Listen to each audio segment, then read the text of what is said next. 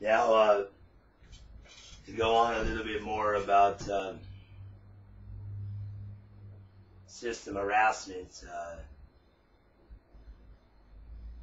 and another way that I can identify competency and another thing about me of what I do and why I do certain things is I changed shirts again, and I made sure I left my little medal out in front of this shirt because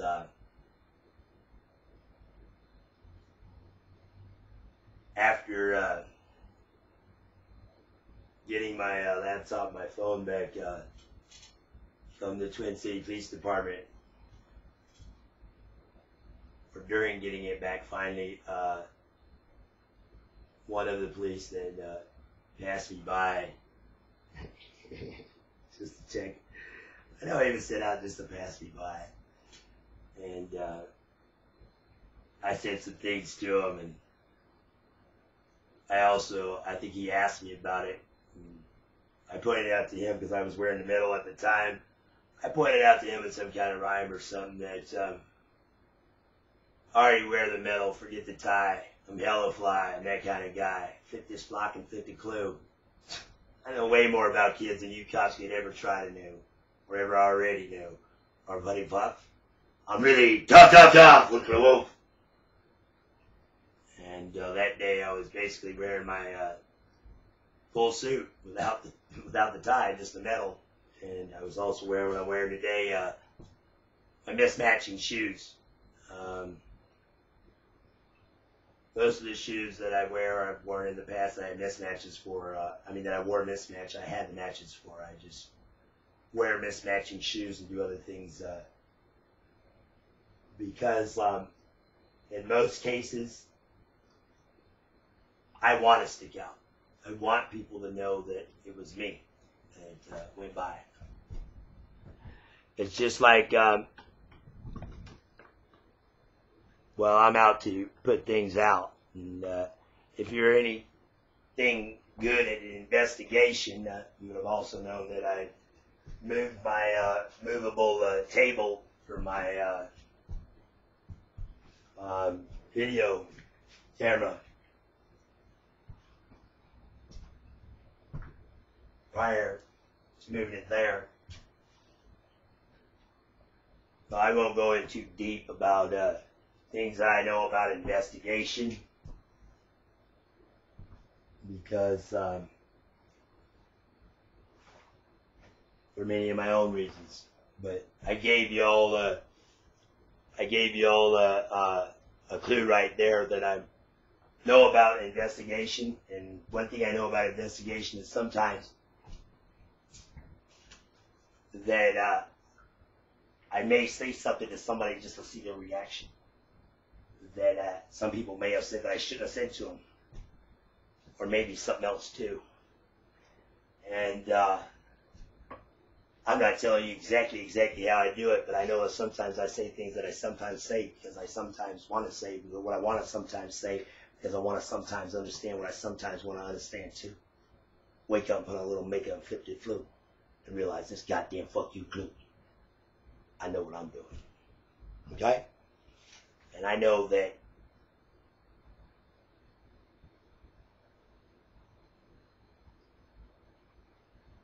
when I first went to Twin City Police Department after getting out of jail for leaving voicemail messages, basically saying that, telling how intelligent I am. The high school's voicemail. After I got out of jail, first time I went to the Twin City Police Department, I was with my dad. And I talked to a suit and tie guy about getting my laptop, my phone back, and I read him a rhyme or told him something that I told him something that was phony about the way that I was arrested, that it was just harassment and this and that too. And my dad says to me, keep it quiet, don't talk mean to these people. And the guy points out directly to my dad and with a smile, he says, you know, you don't have to point that out to me. I can see he's extremely intelligent. Just by what he said. And after that guy goes in the back, he comes back and tells us that the officer that releases the property back to people isn't there that day, is already went home for the day or something like that, and that we have to come back between like 9 to 4 and see him. Well, I went back several times and had all kinds of bullshit told to me from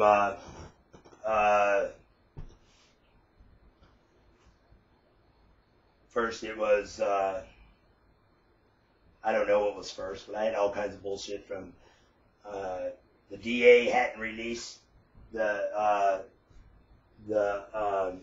released them as evidence yet, to I had to make an appointment,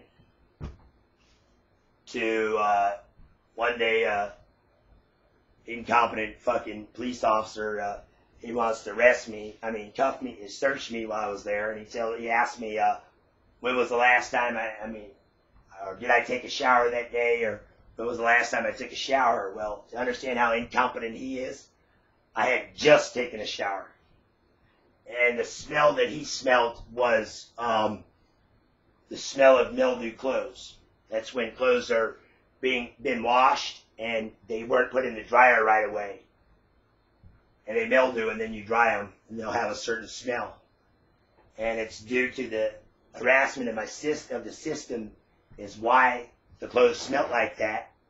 And another reason why I figured I'd wear them when I went to the police department instead of washing them again, just to kind of stick out a point to them. Beyond that, the guy patted me all the way down, and I let him know, oh, well, you missed my pepper spray, which is right here in my arm.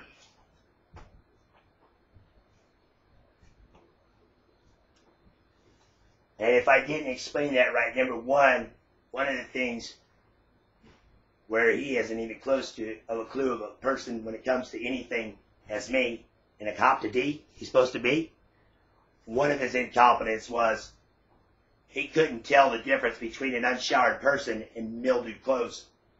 And there's definitely a different goddamn smell. He also didn't even know how to pat somebody down well.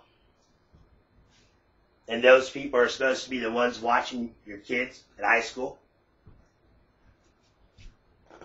One of the times when I was approached by security that's obviously looked over by that police department for your high school, they surrounded me, 3 of them. And that's improper procedure in coming up to somebody, because 1, it intimidates them, 3 people surrounding them, and 2, if the person wants to attack, it's easy to attack when 3 are close by. The normal procedure is 1 person approaches you and 2 stand back when it's security or police, any kind of enforcement. Even good gangster enforcement knows that. Beyond that, the 3 of them that surrounded me were probably the only 3 security for your high school. And if I wanted to attack at your high school, I could have easily used a decoy person to get 3 security to surround me, and then I attacked another part of the school, because I doubt there was more than 3 security guards at the school there at that time.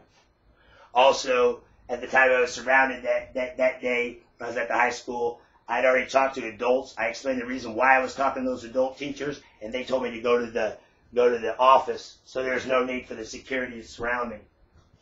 They also already knew my name.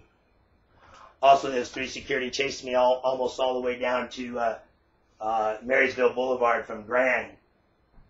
When I told them I didn't believe anything that they had to say, that they were even security. They wouldn't tell me their name. They spoke ghetto talk instead of normal talk. They didn't have a badge number. I couldn't believe that they would really be security for the school. Also, the way that they surrounded me. But then I was put in the back seat of the Twin City Police Department's car by the same clown that came out and arrested me the first time and the second time for the Twin City Police Department at my house. And that clown, he puts me in the back of the Twin City Police Department car, and he tells me he's going to ticket me for being on a high school campus when you're not allowed to be on a high school campus. And I said, no, I can be on a high school campus. I've done speeches at high schools before. And I know somebody that might be interested in enrolling at this high school. And he tells me while he's looking up something to give me a ticket for not being on the high school. I mean, for being on the high school campus when I'm not allowed to be. Further than that, if that was really true, why do you have to look up the charge of being on a high school campus when you're not allowed to be if he's a police cop? That's incompetence to me right there, too. I mean, I used to own several clutch shops. We didn't have, any manager that had been there for any goddamn amount of time, he didn't have to look up the price on any clutch because we specialize in clutches. We just knew him off the top of our head. And if he's a police school cop and it's really a rule that adults aren't allowed to be on school campuses, then he should have known that charge off the top of his head. Beyond that, I also explained to him that you should have signs that say that you're not allowed to be, adults aren't allowed to be on campus if it's really true. His answer to me that if I ever want to go onto the school campus again, because I told him I've done speeches before in high schools and possibly I know somebody that wants to enroll in high school. He said if I ever want to go to the high school again, that I needed to call the office. I told him that's where I was on the way to. He said I needed to call him first, and so I asked him for the phone number. He doesn't want to give it to me. I got the phone number for the vice principal of the Twin City Police Department from Craig, who told me it's Craig, like Craigslist, right there at your state building. It's right there at Marysville and Grand Avenue. I also later seen him right in front of the city police department, like a white van or something. He drives white vans and parks them right there at the police department. And he remembers me. Even when he seen me after that, he said, oh yeah, the mime artist. But going back, if I were a police officer and the captain of that police department, I would assure that the police officers, if I was the captain of that police department, I would assure that the police officers of my department would clearly know as is true, and as in what we could really do if we really cared in saving kids' lives in Texas too. If there's somebody goddamn that was on the school and says he wants to talk to the school because he's done speeches at high schools before and he can give good advice and he knows a kid that might be put back in school, if the police officer believed this was true or didn't believe this was true, especially if he didn't believe in the guy, the best thing to have done at that time would have been for him to have called the office right then. To make this clearer, the police officer that arrested me both times for leaving voicemails, but one time he arrested me for leaving voicemails but said it was for stalking, was the same officer that ticketed me for being on the high school when he said I wasn't allowed to be on the high school. And I told him my reasoning of what I was looking for, and he told me that if I wanted to ever contact the high school again, because I told him I would try to contact him again then, that I had to call the office first.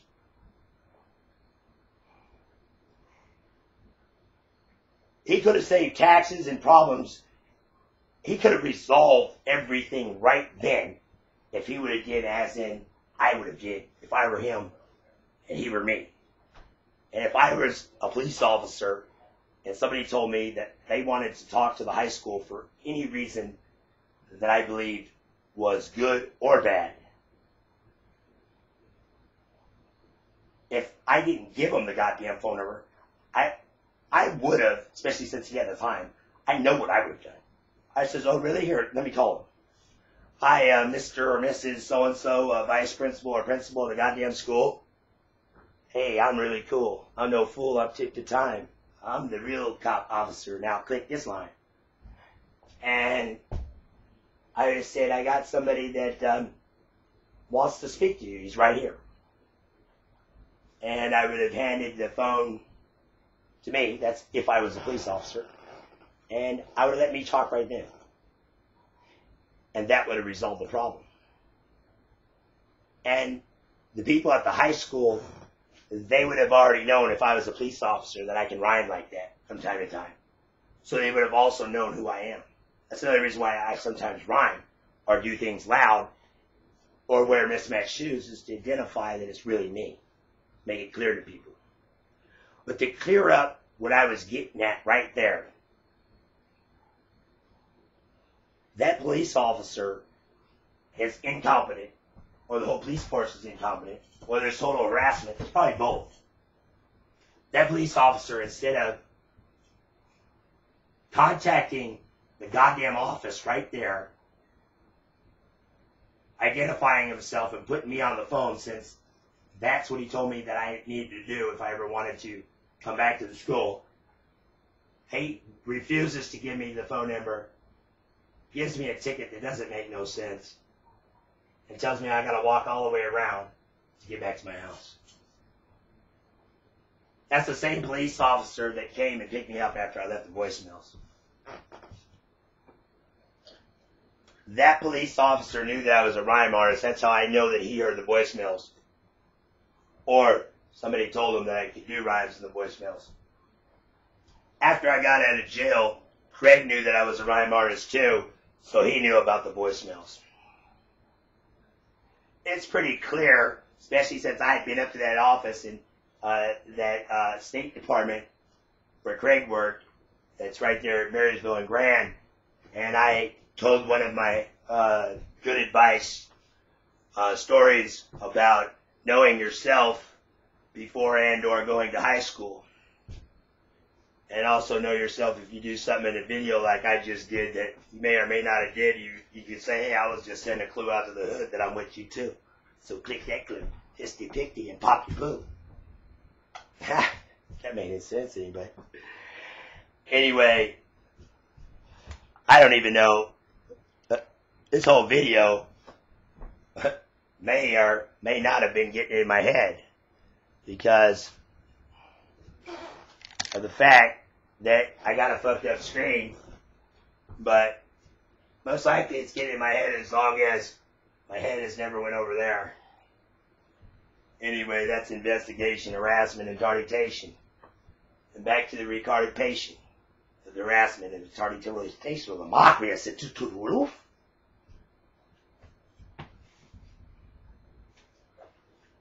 A little confusion running through my head right now, all the thoughts, but there's nothing pretty much that tells me anything other than the Twin City Police Department is nothing but negligent, incompetent, and they're supposed to be the ones that are watching their kids at school. Because after I leave voicemails, and I left enough voicemails to identify intelligence, advice, intelligence, explain I'm an ex-millionaire, kids, woo woo woo, all very clear. And then I get arrested by the same guy that told me to call the office before going back. And then I even ask him, I say, what am I being, am I going to be in jail for a long time? And he says, if I have anything to do with it. He also searched my house the first time that he arrested me. I don't think that they have the ability to search your house if you're being arrested for stalking, especially if you're being arrested for what he knew I was being arrested for, leaving a voicemail. Beyond that, in the voicemails, I explained that I would do a speech for them at the high school if they felt as though it was needed. I explained why I felt as though I'd be better than others, and I would do it for free, and that I'd done speeches at high schools before. I also explained on the voicemail messages that if they wished that they could have the police accompany them in a conversation with me when I gave them advice. There's nothing that I said on the voicemails that would give any reason for anybody with any competence to want to arrest me. I mean, even in second grade, we learned sticks and stones can hurt your bones, but names will never harm you. I mean, I could have been a gangster and called up and said, hey, I'm a gangbanger. I already shot and killed 10 people, and I deal big dope.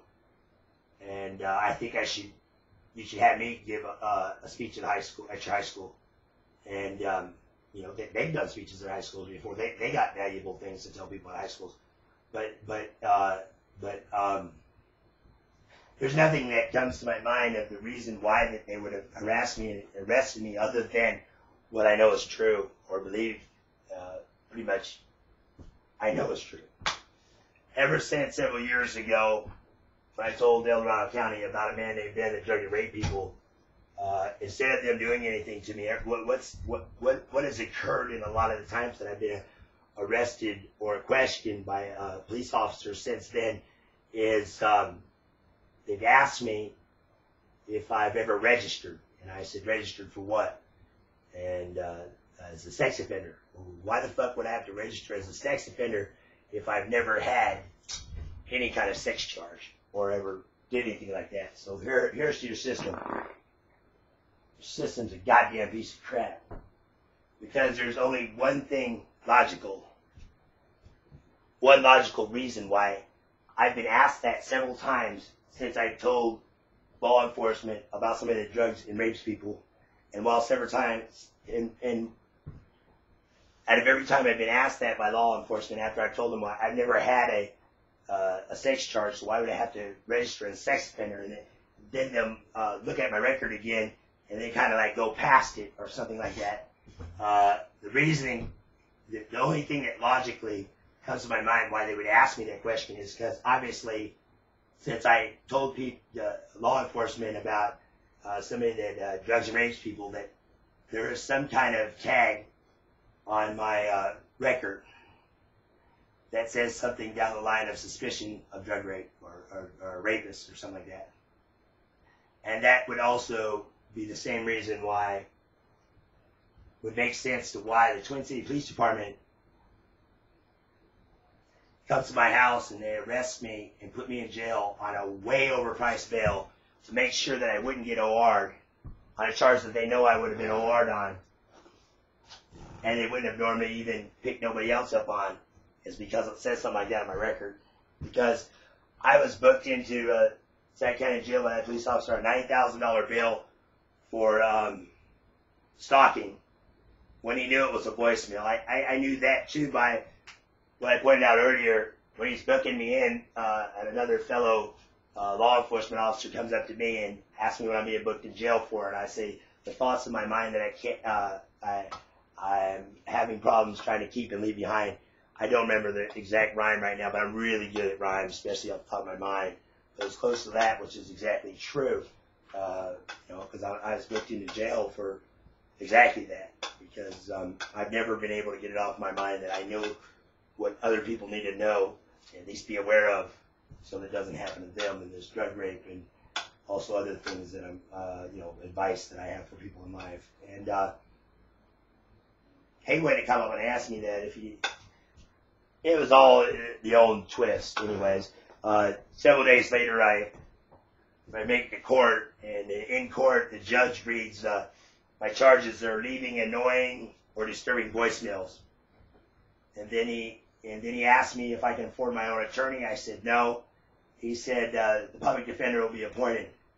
I believe their normal procedure is to ask if you want the public defender appointed, but then the public defender, once the public defender accepts the case, the public defender points out that we're in the wrong courtroom. We're in a wife-beating courtroom. Going to be moved to a different courtroom. Now, she was that competent to be able to point out that we're in the wrong courtroom, but she wasn't competent enough to point out that the charge I'm being held on bail is higher than the normal bail for stalking, and also the fact that the fact that the real charge is an infraction, not a felony, that I should be OR'd. And I know that I should have been OR'd on it, and this is how I know. I had to shit on him one more time. How I know that I should have been OR'd on it is because, and this is how I know with no doubt that I should have been OR'd on the charge of leaving an annoying voicemail, is because a month or two, whatever it was, after I was released from